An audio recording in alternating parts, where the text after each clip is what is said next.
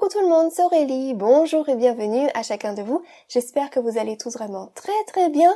Je suis contente de vous retrouver pour une nouvelle vidéo astuce aujourd'hui. Je vais vous montrer plein d'astuces pour vous faciliter la vie en carterie. Certaines vous les avez déjà vues passer, d'autres sont nouvelles. Et puis je vais aussi vous montrer les nouveaux produits qui sont enfin arrivés dans ma boutique. Alors ça vous tente? Alors asseyez-vous, détendez-vous, abonnez-vous et c'est parti! Alors comme je vous l'avais dit, j'espère sortir des nouveautés 4 fois par an, donc c'est pas si souvent que ça. Donc je vais prendre un petit peu le temps de vous les présenter. Celles-ci, vous les avez vues passer ici et là, et certains d'entre vous les attendaient avec impatience. Donc voilà, elles sont enfin disponibles. En tout cas, un grand merci à vous pour votre intérêt. Merci à tous ceux qui ont fait déjà des commandes et qui, de ce fait, soutiennent ma petite entreprise française.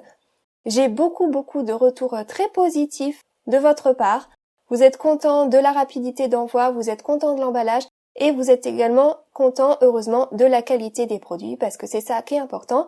Merci à tous ceux qui ont pris le temps de laisser un avis sur la boutique.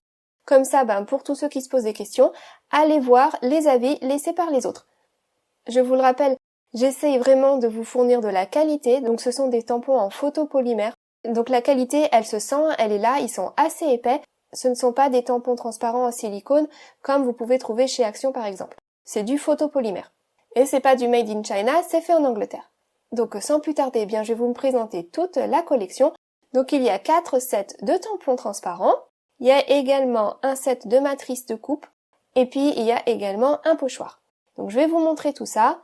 Et pour que ce soit plus facile, je vous ai imprimé à chaque fois le rendu de chaque set de tampons. Comme ça, vous n'avez pas les reflets à la caméra, mais c'est exactement la même chose que les tampons en soi.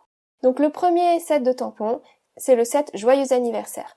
Et donc on a déjà 2 gros tampons Joyeux anniversaire de belle taille. Donc ça c'est pratique pour remplir facilement une carte. Ça se voit bien, mais il y a aussi différentes tailles, différentes graphies pour les mots joyeux et pour le mot anniversaire. Donc vous voyez le mot anniversaire il est aussi en petit sur le bas et là encore sur le côté. Et le mot joyeux donc il est en gros au milieu, mais il est également en plus petit et puis en taille moyenne. À chaque fois avec des graphies différentes pour vous donner plus de choix. Et puis, il y a aussi plein de petits mots d'accompagnement. Donc, il y a « Je te souhaite un joyeux anniversaire »,« Il n'y en a pas deux comme toi »,« Si tu es encore jeune, juste par précaution, je préfère écrire gros ». Donc, avec une petite pointe d'humour et puis bien sûr, il y a le gros texte qui est disponible pour accompagner cette petite phrase. Il y a « Hipipi pourra »,« Une année de plus au compteur »,« C'est toi qu'on fête »,« Profite de cette journée ». Voilà, donc j'essaye vraiment de mettre un maximum de tampons à chaque fois sur chaque planche de tampons pour que vous en ayez vraiment pour votre argent. Donc je pense que cette planche-là, elle va vous plaire. Je l'ai testée, moi elle me plaît, elle est facile à utiliser. On peut utiliser les tampons en plus gros comme en plus petit. Donc là par exemple sur cette carte-ci, j'ai utilisé le gros joyeux avec un plus petit anniversaire. Et ça remplit bien la carte. Ici j'ai utilisé le joyeux qui est une taille plus moyenne, toujours avec le même anniversaire. Et puis là, j'ai utilisé juste le mot bon anniversaire. Donc il y a vraiment de quoi faire avec ce set de tampons-là.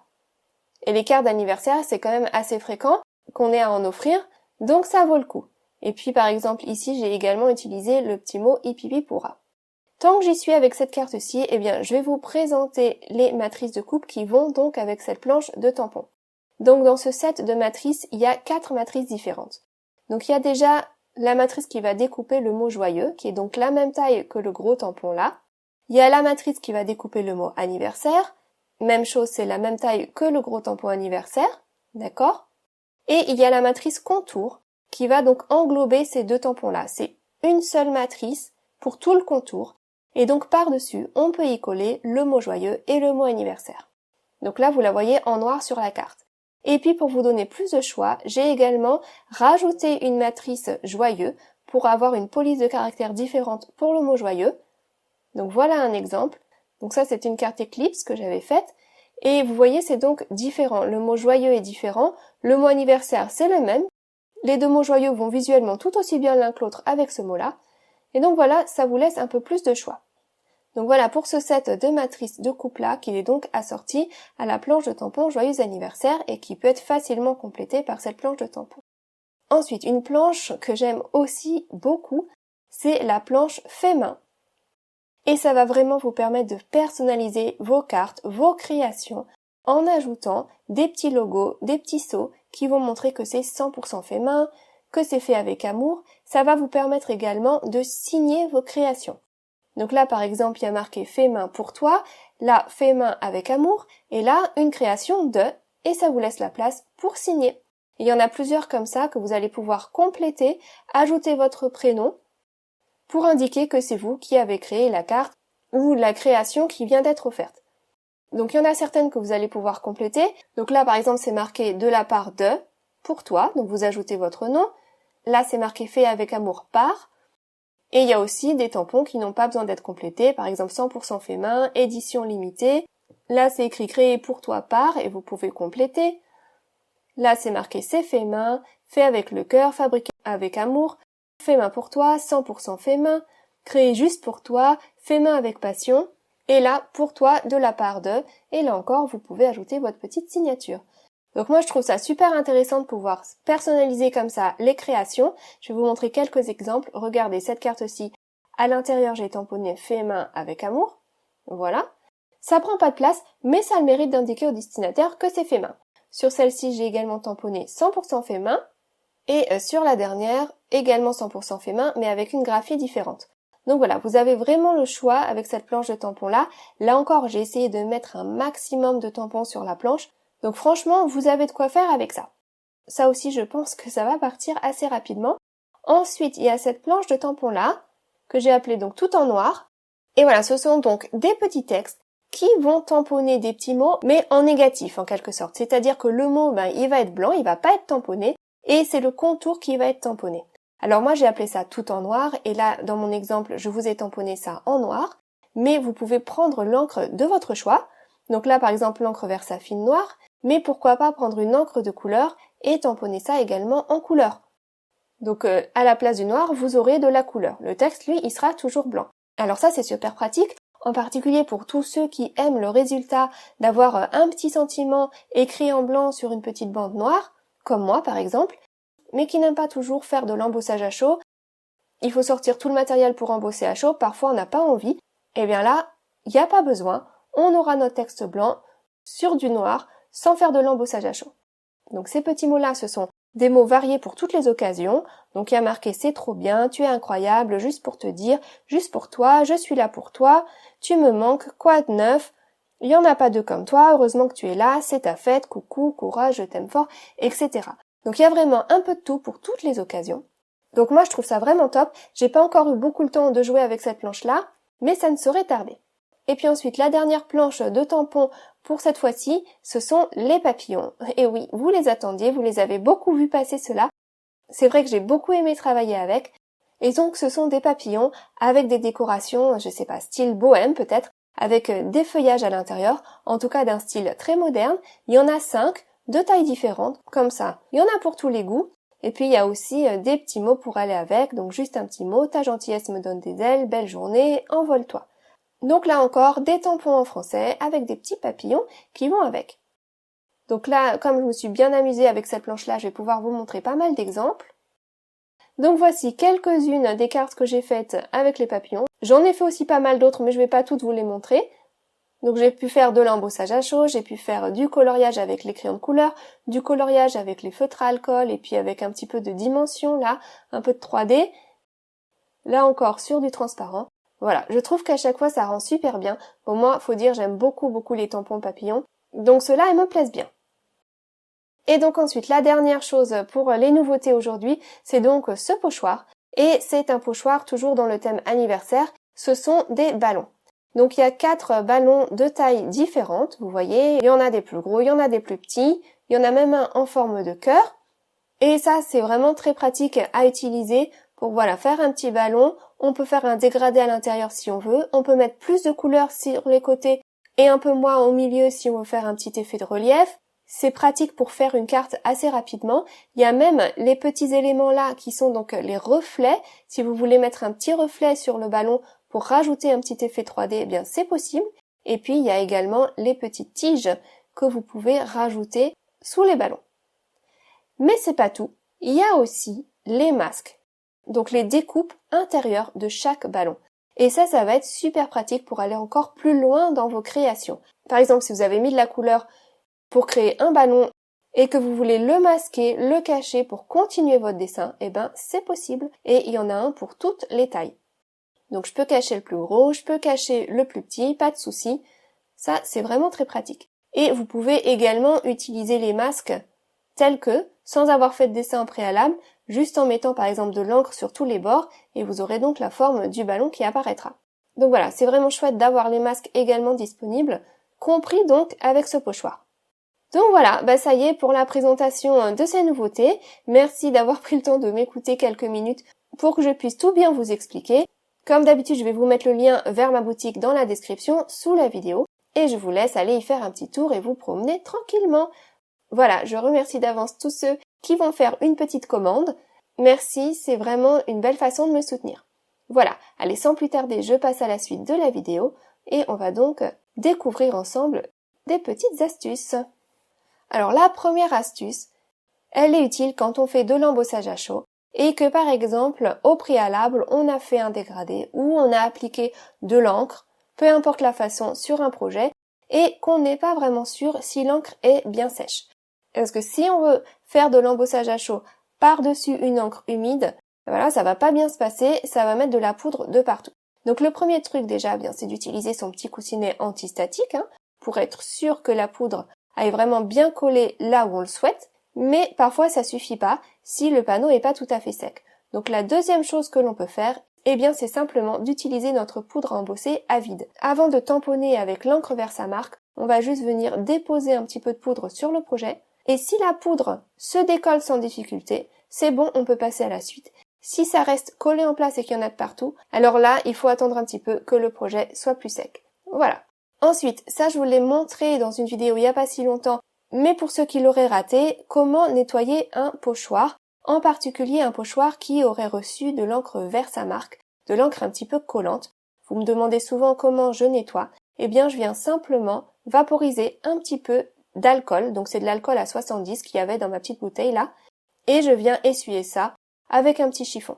Alors ça donne pas un résultat parfait non plus, mais moi ça me suffit largement pour pouvoir ranger mon pochoir et savoir que voilà, je pourrais le réutiliser par la suite sans avoir besoin de le nettoyer à nouveau, il sera propre. Donc là j'ai repassé un deuxième coup, je peux prendre mon petit chiffon pour finir, et puis là cette fois c'est bon. Donc voilà pour nettoyer un pochoir. Donc j'ai toujours ma petite bouteille d'alcool sous la main pour pouvoir nettoyer mes pochoirs quand j'ai besoin. Alors ensuite, comment décoller facilement le double face?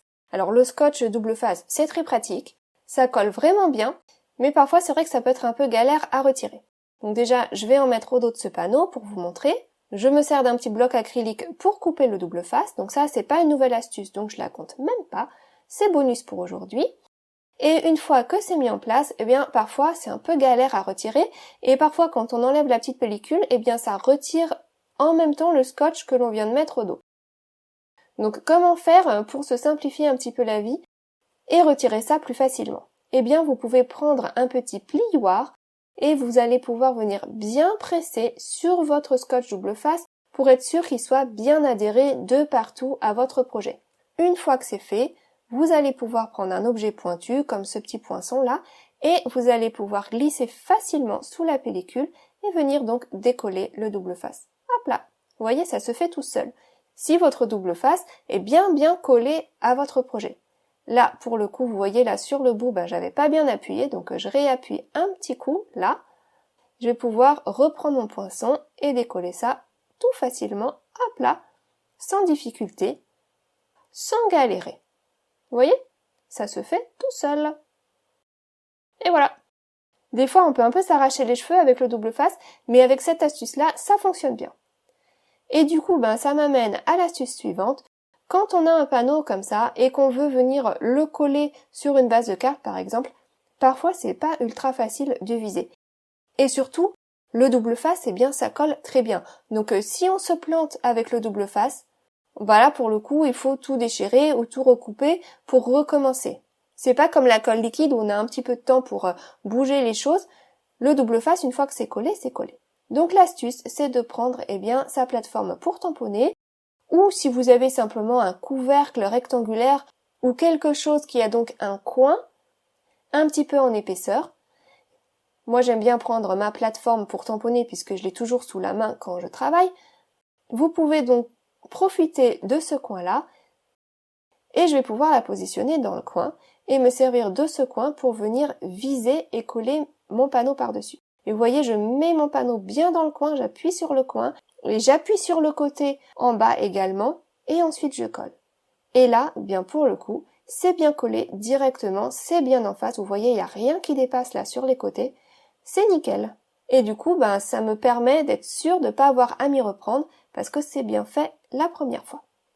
Ensuite, l'une d'entre vous m'a donné l'idée de mettre du washi tape sur les aimants. Tant que j'ai ma plateforme pour tamponner en place, je vais vous montrer ça. J'ai 2 aimants dans cette plateforme et l'un des 2 aimants s'était cassé et c'est vrai que ça devenait du coup un petit peu difficile à manipuler. Et du coup, elle m'a suggéré de simplement mettre un petit peu de scotch, du washi tape pour maintenir l'aimant en place.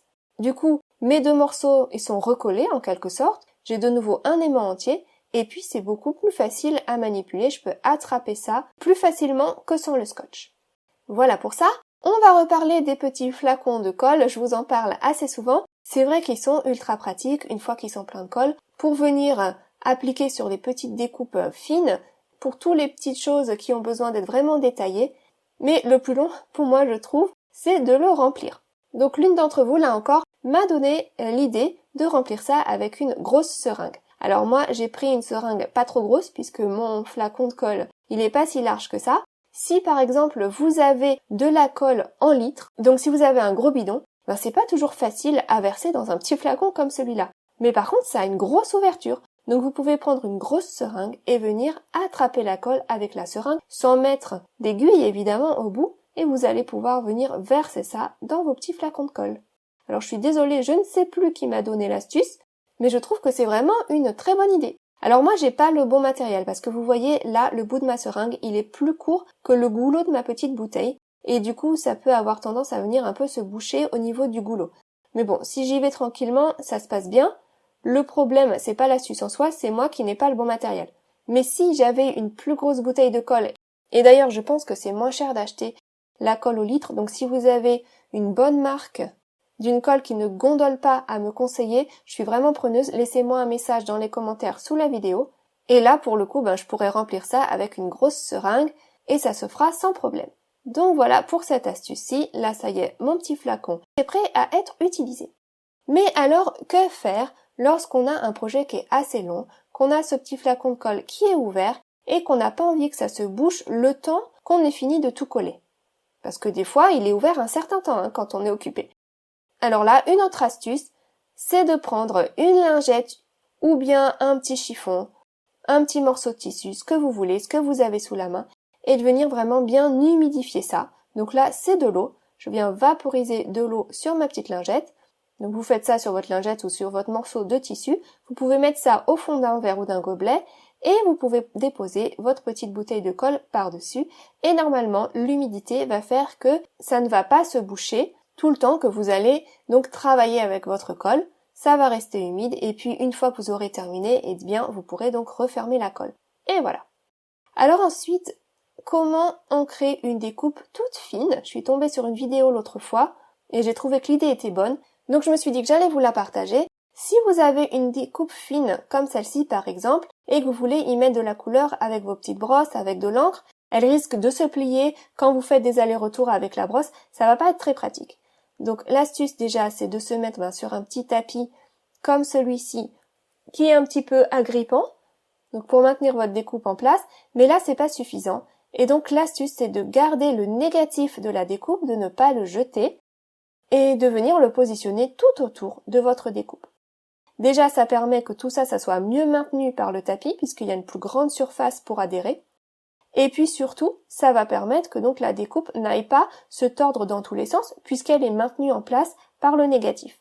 Et du coup, vous voyez, je fais ça vraiment très facilement de venir mettre de l'encre de partout, autant sur les parties plus larges que sur les parties qui sont vraiment toutes fines. Donc vous voyez, j'ai fait ça en 2 temps 3 mouvements, je vais pouvoir récupérer ma découpe sans la tordre, là encore, attention, et voilà, ça y est. Voilà comment ajouter de l'encre facilement. Donc voilà pour ça, on en arrive déjà à la dernière astuce qui est colorier avec des crayons de couleur sur un petit tapis en silicone ou en caoutchouc. Alors ça, c'est aussi l'une d'entre vous qui m'a donné l'astuce, il semble que c'est Véronique d'ailleurs. Et donc ça concerne le coloriage avec les crayons de couleur. Parfois, quand on colorie, on a l'impression que ça laisse un petit peu des tracés de crayon, que c'est pas vraiment bien uniforme, bien fondu. Et du coup, elle a eu l'idée d'essayer de colorier sur un petit tapis en silicone. Bon, moi, j'ai pris un tapis en caoutchouc et j'ai fait l'essai. Et j'ai repris le même crayon de couleur et j'ai essayé de redéposer à nouveau de la couleur. Et c'est vrai que ça se dépose d'une façon beaucoup plus fluide, plus douce. Alors là, ça se voit pas très bien à l'écran. Je vais essayer avec une autre teinte pour voir si vous voyez mieux la différence. Donc à nouveau sans le tapis et puis ensuite sur la droite avec le tapis. Et il faut vraiment tester pour avoir le ressenti que j'ai eu. C'est vrai que ça nous donne vraiment un résultat beaucoup plus doux. Alors là, je trouve que ça se voit quand même un peu mieux avec cette couleur-ci. Je vais vous montrer ça de plus près. Vous voyez, à gauche sans le tapis et à droite avec le tapis. Et vous voyez comment c'est beaucoup mieux fondu. J'ai fait exactement la même chose. J'ai pas du tout travaillé le fondu. Mais rien que le fait de se mettre sur le tapis pour colorier, eh bien c'est vrai que ça nous fait une petite aide sympa pour un meilleur résultat. Donc voilà, ça coûte pas grand chose d'essayer si vous avez ce genre de petit tapis chez vous. Voilà pour cette dernière astuce. Eh bien ça y est, on en arrive déjà à la fin de la vidéo. J'espère que ça vous aura plu, que ça vous donnera des idées, que ça vous ouvrira peut-être des possibilités pour utiliser vos produits toujours de façon plus variée. Et puis si vous avez envie de vous faire plaisir et de soutenir mon petit business, eh bien n'hésitez pas à aller faire un tour dans ma boutique, je vous mets le lien dans la description sous la vidéo comme d'habitude. Voilà, ça y est, passez un excellent week-end et une très bonne semaine et puis je vous retrouve très vite. À bientôt, gros bisous, bye bye.